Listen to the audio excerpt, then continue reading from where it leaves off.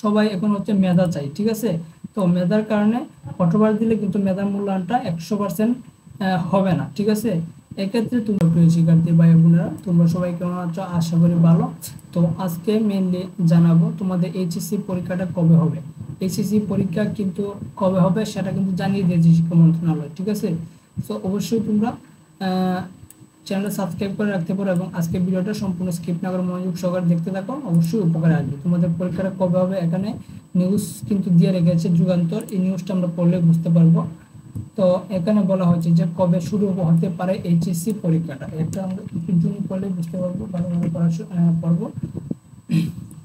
Zoom করার পর আমরা নিউজটা ভালোভাবে পড়বো যে আগামী 10 থেকে 12 সেপ্টেম্বরের মধ্যে শুরু হতে পারে এইচএসসি ও সমমানের পরীক্ষা। অন্তর্বর্তী সরকারের কাছে পরীক্ষা শুরু এবং প্রস্তাব দিয়েছে শিক্ষা বোর্ড, ঠিক আছে।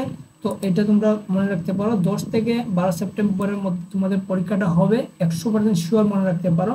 যদি কোনো সহিংসতা আর বাংলাদেশে দেখা না দেয় তাহলে 10 থেকে 12 তারিখের মধ্যে তোমাদের এসএসসি পরীক্ষাটা আবার শুরু হবে। এক্ষেত্রে অটোপাস দেওয়ার কোনো চান্স নাই। আর আর কি বলা হয়েছে এখানে দেখতে পাচ্ছি আমরা, ঢাকা শিক্ষা বোর্ড ও বোর্ডের চেয়ারম্যান তপন কুমার সরকার সন্ধ্যায় এই তথ্য জানান। আর তিনি বলেন যে মাসখানেকের মধ্যেই আমরা পরীক্ষার কার্যক্রম শুরু করব। প্রশ্নপত্র চাপার কাজ অলরেডি শুরু হয়ে গেছে, প্রশ্নপত্র চাপার কাজ কিন্তু অলরেডি শুরু হয়ে গেছে। সো এক্ষেত্রে তোমাদের অটোপাস কিন্তু দিবে না, খুব শীঘ্রই রুটিনও প্রকাশ করা হবে, হয়তো বা 7-8 দিনের মধ্যে তোমাদের রুটিনটাও প্রকাশ করা হবে। এক্ষেত্রে তোমাদের কিন্তু অটোপাসটা দেওয়ার কোনো সুযোগ নাই এখানে, ঠিক আছে। এবং কোটা সংস্কার আন্দোলনের কারণে উদ্ভূত পরিস্থিতিতে কয়েক দফায় এইচএসসি পরীক্ষা স্থগিত করা হয়, অনেক দফা প্রায় 5 দফায় তোমাদের পরীক্ষা স্থগিত করা হয়। এখানে কিন্তু 11 আগস্টে পরীক্ষা হওয়ার কথা একদম সর্বশেষ ছিল এবং নতুন রুটিনে তারা প্রকাশ করেছে নতুন রুটিনে, কিন্তু তারপরও দেশের পরিস্থিতির কারণে পরীক্ষা স্থগিত করা হয়।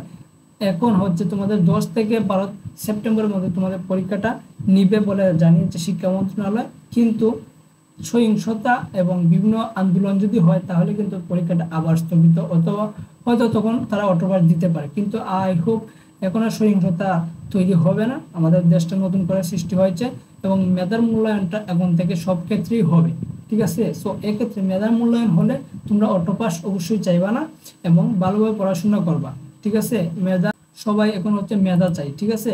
তো মেধার কারণে অটোপাস দিলে কিন্তু মেধার মূল্যায়নটা 100% হবে না, ঠিক আছে। এক্ষেত্রে তোমরা অনেকেই চাচ্ছ যে অটোপাস দিলে তোমাদের এসএসসি রেজাল্ট অনুযায়ী তোমাদের রেজাল্ট আসবে। এক্ষেত্রে অনেকের এসএসসি রেজাল্ট ভালো নয় এবং এসএসসি রেজাল্ট অনুযায়ী রেজাল্টটা আসলে এইচএসসি রেজাল্টটা অনেকের খারাপ আসবে। হয়তো তারা এইচএসসিতে ভালো রেজাল্ট করার জন্য অনেক করেছে, অনেক পরিশ্রম করেছে, কিন্তু এসএসসি রেজাল্টের কারণে তার এইচএসসি পরীক্ষার রেজাল্টটাও খারাপ আসবে যদি অটোপাস দেয়। সে এক্ষেত্রে তোমরা বুঝতে পারছো অটোপাসের রেজাল্টটা কিভাবে দেয়। সো তোমাদের পরীক্ষাটা কবে হবে সবকিছু বিস্তারিত আই হোপ এই ভিডিওর মাধ্যমে ক্লিয়ার হয়ে গেছো। তো তোমরা সবাই ভালোভাবে পড়াশোনা করবা, সবার জন্য শুভকামনা।